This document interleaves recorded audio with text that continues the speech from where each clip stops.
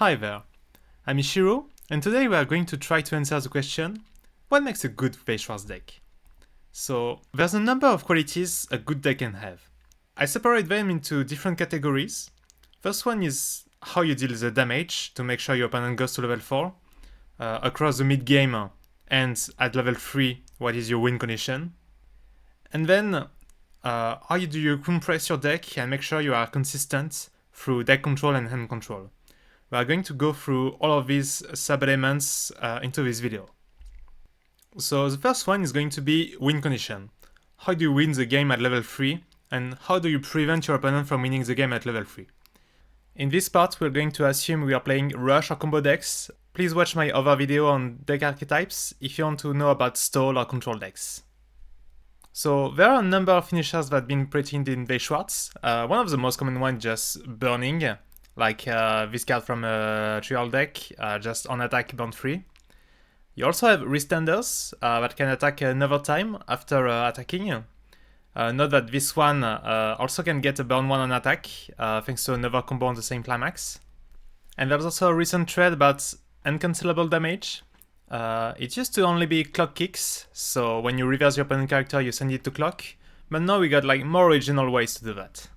But these finishers alone tend to not be enough against like a compressed deck state in the level 3 that your opponent is likely to have after putting all these cards in stock and getting their board, getting their hand. So a lot of the time you're going to want to play them along decompression tools. You have this Fumio from Girlfriend Beta. It's a profile that got reprinted into a lot of archetypes, where you just select 1 or 2 Climax in your opponent's waiting room, and you return all of the cards from your opponent's waiting room into their deck. So let's say they have like 2 Climaxes and 20 other cards in their waiting room. They are super compressed right now. You just put them back 20 potential damage into the deck, and you're a lot more likely to stick on damage. Another popular one is a stock swap. Some people nowadays would say if you don't have a stock swap, they are just like unwinnable matchups. If your opponent has 8 to 12 stocks that are clean, you're like boom, you're going to take a refresh damage and now you're like super uncompressed. And the last example I found is like the Mocha type of finisher, where you look 2 to 3 cards on the top of your opponent's deck and you just send out the Climaxes, making it more likely that you actually stick the damage. It's a recent trade that now they check 3 cards. I don't really recommend the Mocha that only check 2 cards. There are technically some finishers that don't really need decompression tools, such as the Icy Tail one, where you just mill the bottom 4 cards of your opponent's deck and you deal damage based on the number of Climaxes. So you get them closer to refresh, and you also decompress them at the same time that you're trying to deal damage, as long as you hit the condition. Another type is combo that on cancel have a big payoff, like Sakura from Zombie Saga. When she attacks, you deal 1 damage. If it is cancelled, you deal 2 damage. If it is cancelled again, you deal 3 uncancelable damage, basically. So you don't want to decompress your opponent, you just want them to cancel these 2 first damage. And lastly, while this is better if you can decompress the opponent so that they can take the attack, if you just have a lot of burn 1s, it can be actually enough. From 3-1 for instance, if you do 6 burn 1s with a triple Kaguya like this, they either just take the 1 because it's pretty likely that it happens, or they cancel the 1 damage and it's more likely that they take the attack after that. And to defend against this, most decks are trying to put some defensive tools. You got this classic type of early heal. You also have the refresh counter, where you use the backup to refresh your deck, so you don't take the refresh damage and you potentially butt back a lot of Climaxes. You can also pay Climaxes that you triggered on the previous turn. And you also got like the rest counter or the anti-damage counter, where you just deny 1 attack to your opponent. What they cost can vary a lot between series, so you have to check if you can actually play them. Because when you have an expensive, aggressive finisher, you tend to not have enough stock or enough resources to pay it, while some cheaper finisher can like allow themselves to play a lot more defensive cards. It's important to note that level 2 defensive counters tend to be better than level 3 counters, because you have the option to use them to stay at level 2, or you have the option to use them when your opponent has gone to level 3 first and is trying to finish you. For the next section we have the Midgame Advantage. So this is basically what your deck does to stay ahead of damage at level 1 and level 2. think of it as its capacity to snowball when you get a lucky game, such as making a triple Alice and getting like free stock and free end return, and also has its capacity to recover during unlucky games. So the first element to what happens in the mid game is the board contests. Actually, like either removing the opponent board or having your stick. You have like this sticking Nino. When she's facing a character that is cost 0, she cannot be reversed. So against decks that only rely on their level 1/1/0 combo, she will basically survive for a lot of time. For fighting against the board, most decks are going to play at least one anti-early counter if they can, where you just kill an early play from the opponent, usually a level 3 that got summoned on level 2 for a heal and that is trying to swing for a lot of damage. So this is a great way to answer these. Even if it costs resources, you kinda have any doubts because you don't take one attack and you can like stay at level 2 a bit longer. And another way to take the board is to have like offensive power, like gaining extra power to reverse your opponent's stuff, or like defensive power that you get during the opponent's turn. You got this stuff from Avatar, where when you use an act, she gets extra power, and she has also back rows that also does thing when you use an act. So notice that backups are also acts, so she can get a lot of power just from one backup, or you can like go brainstorm and have a lot of power to reverse the opponent's stuff. Another way to snowball and win the damage race against the opponents is just to have ways to make extra souls. So there's a recent thread in Weiss Schwarz where they put triggers to even like level 0s or level 1s. It used to not really happen. This is pretty great because you just get free triggers, so free extra damage during your attacks, without making your deck too bricky. Another way for some decks is to just go for a triple early play. This example is from Sword Art Online Alternative, where this one is an early play that for one summons its server level 3 from the waiting room. But we had previous example with like Lava of Sunshine summoning the Yo, and this was pretty oppressive at the time. Because even if you have like one entirely counter, you're not dealing with 3 of them. You're either going to have to face it with more power than them, or you're going to have to let them stick. And this is one way that they don't really print anymore, but this is Soul Assist, where you just gave extra souls to your characters. So you're just able to push for 2 to 3 damage during the mid game, 4 with triggers, and whatever sticks, you can like skip a level of your opponents if they are not compressed enough. And the last point is something I like to call uniqueness. It's basically something that only your series can do. And most of the time, it's going to have your opponent adapt in a weird way to play just around the special cards that you have. So you got like the anti-heal from Grisaya, where if your opponent tries to heal normally, they're going to have to discard one or reclock again. So you're going to have to be a bit more careful about your heals, unless you're playing heal to stock. This one is more like a unique card, but more on the utility side, where you can salvage 2 of the same character. So in Hari Furita, you play like 4 of each card to abuse this card. So it definitely leads to a unique playstyle, unless you have access to 2 copies of your Climax combo with just 1 utility card, which is pretty interesting. And they didn't really print this effect ever since Symphogear, but the anti-salvage from Tool of Rue, for instance, used to be pretty oppressive. So if your opponent is trying to salvage during the attack phase, either from a trigger or from a combo climax, all their characters get -3 soul. So you push them into a situation where they have to think they really want the card advantage or the damage. So overall, I think that uniqueness is like the one thing that makes you determine, okay, I want to play this set. Because no other deck can do the same thing. We're moving out to things regarding compression and consistency. So deck control is basically your ability to refresh whenever you want, and you're trying to butt back as many climaxes into the deck as possible in order to make sure that you can cancel more as the game goes on.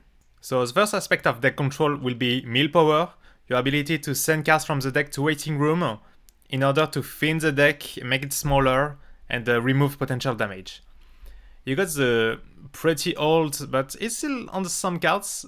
Just when you play the card, you can mill free, it's optional. The most popular form of that would be the Azusa/Akatsuki profile, where you just discard one, you check 4, and you take one character with a special trait. These used to be on a level 0 common play, and then they made it to only level 1s, and then they changed the timing to only when the card goes to waiting room, and then they made it like very restricted to some traits or level. So they do realize that this aspect is very strong, because as the state it was before, you could just play 4 of them and you just mill 12 cards. It was pretty powerful. And another key aspect of milling is Brainstorm. So Brainstorm are very important in many Weiss Schwarz decks. They are not played in all decks anymore, but it's still pretty much a staple. So with Brainstorm you flip 4 to 5 cards off the top of your deck, and for each Climax that you hit, you get like searching your deck for a character, salvaging a character, or top check 3 and take 1 card.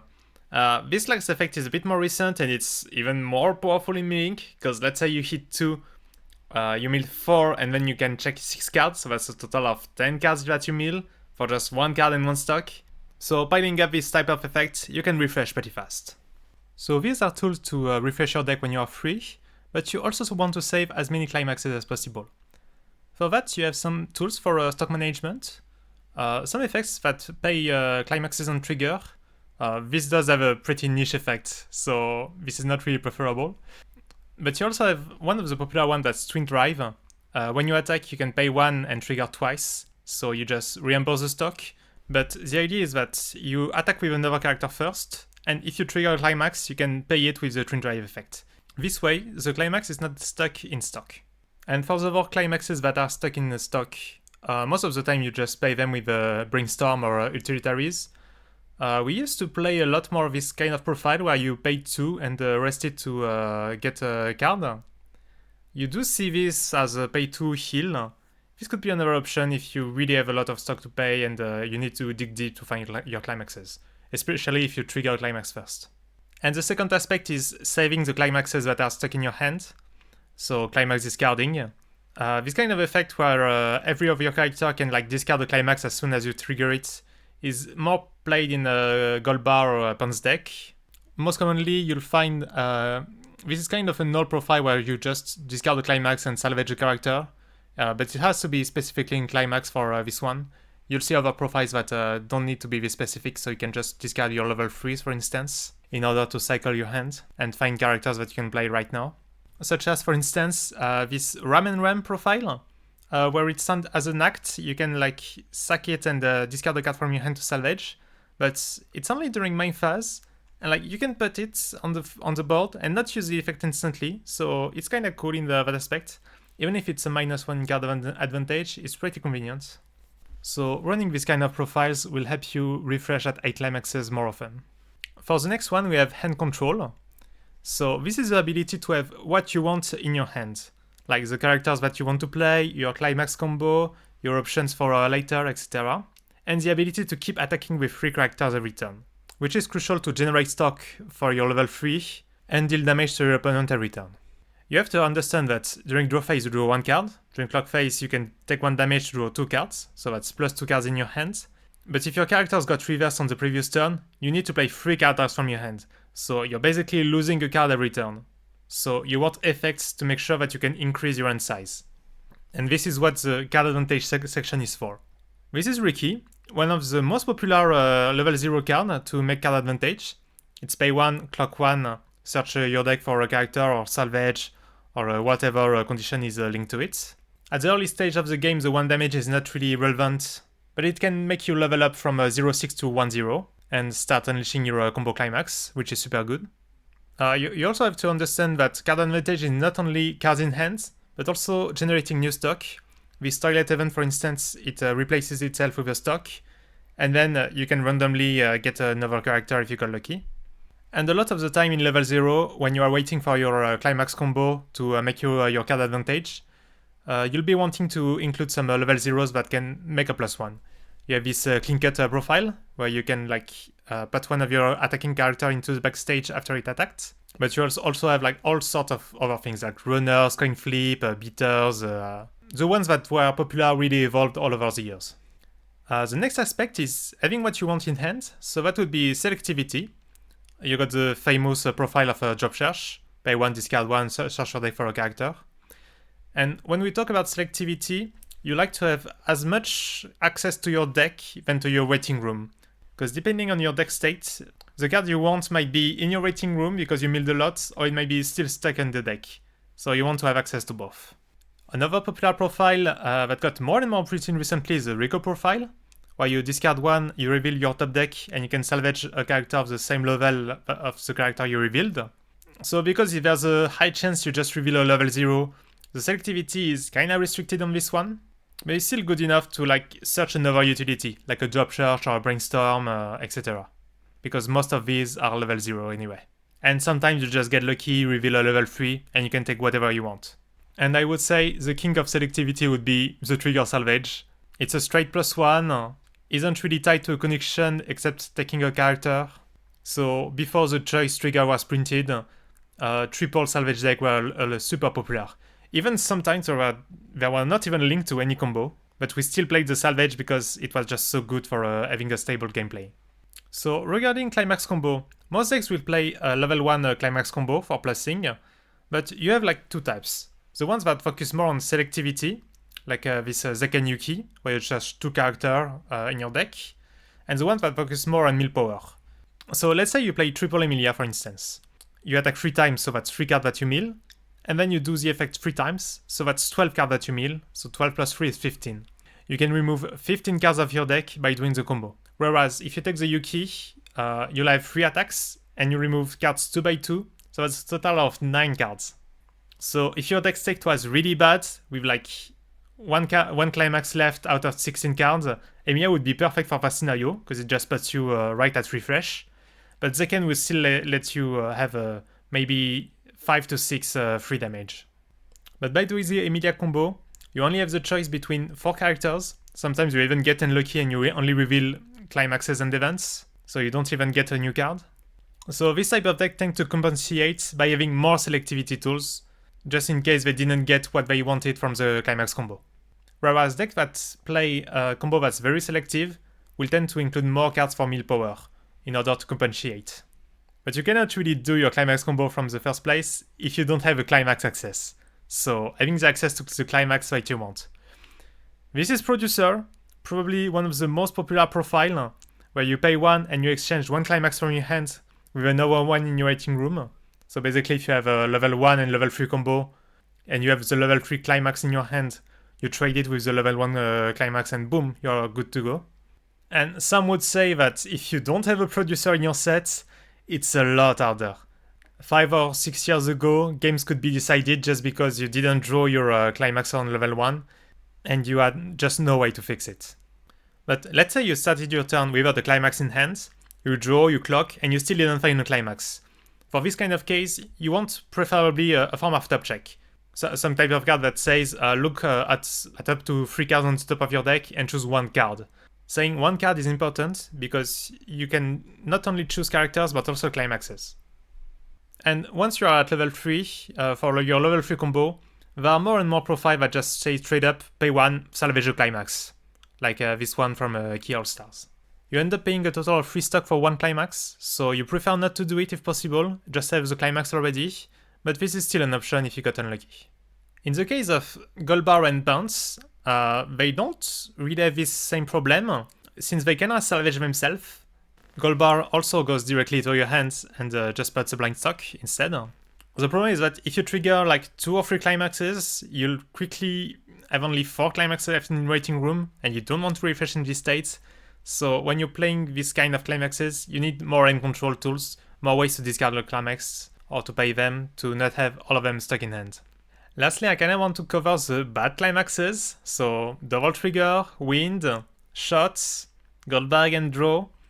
The first line provides no card advantage, and the second line provides no real selectivity, just draw 1 or restock 1.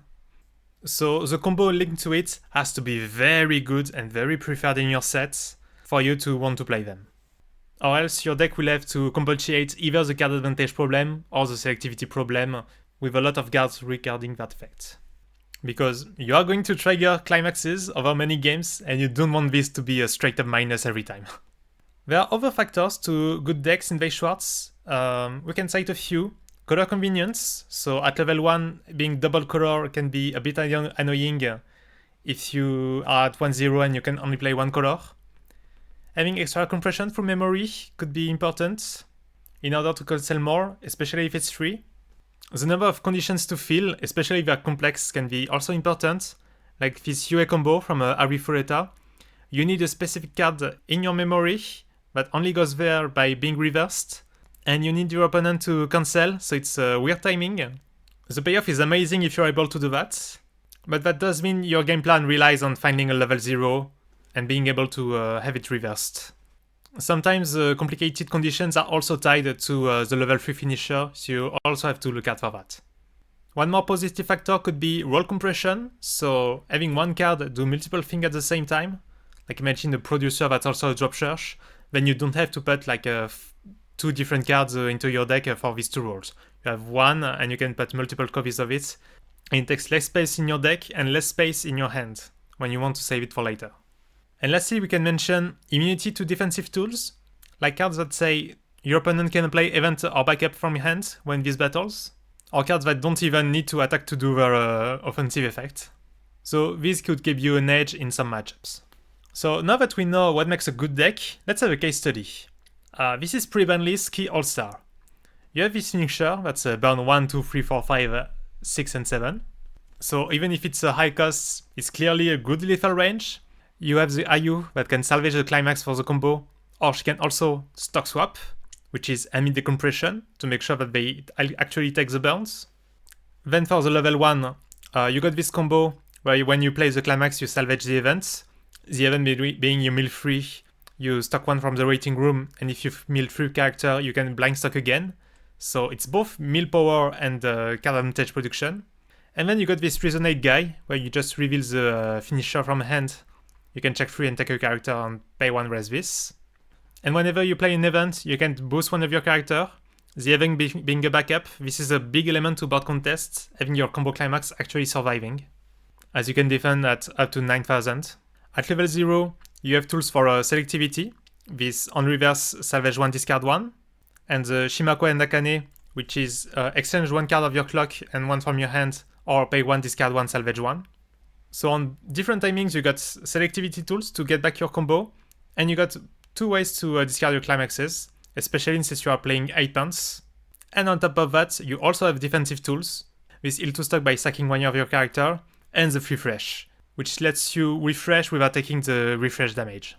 So when you look at it, this deck basically had everything, and it was color convenient since the only yellow you wanted was at level 2 and level 3. So when a deck is too good like this, Bushiroad tends to hit it, and what they chose was you choose between the lethal range, so having the burn 1, 2, 3, 4, 5, 6, 7, or having the decompression tools. So we just put all the stock swaps on the choice. It does show that Bushiroad's philosophy is to have some decks shine with their strong points, but they can recognize when they give a series too many things. So in the end, what is the most important thing? If before coming to this video, your answer would be board contests, maintaining your board, then you would have a meme deck like Best Shot being the best deck. If your answer was simply spying 3 characters on Climax, Dodai would be the best, but they don't have a true finisher, and they don't have really any defense, so this is clearly also a meme. And if having the strongest finisher was the only condition, then I think Kaleidoscope with the potential triple burn 1 would be the best deck, but it obviously has many problems outside of that. So I do believe that what makes a true good Weiss Schwarz deck is having the sum of all the elements we discussed. So when you are looking at meta deck, make sure to look at what makes them unique, and when you are building your own decks, make sure to include these elements. A good finisher is possible, enough way to make card advantage, enough way to buy your stock and have selectivity. And of course, enough mill power to not just be free and take a lot of damage. It will depend on the tools of your sets, and that's why some series are stronger than others, but knowing the strong and weak points of your deck will help you during the games. So that's all for today. Thank you for watching. Remember to share, like and subscribe if you like the video. Tell me in the comments if you think there are any other elements of a good Weiss Schwarz deck. Don't hesitate to tell me other topics you want to see on the channel. And I'll see you later. Bye bye!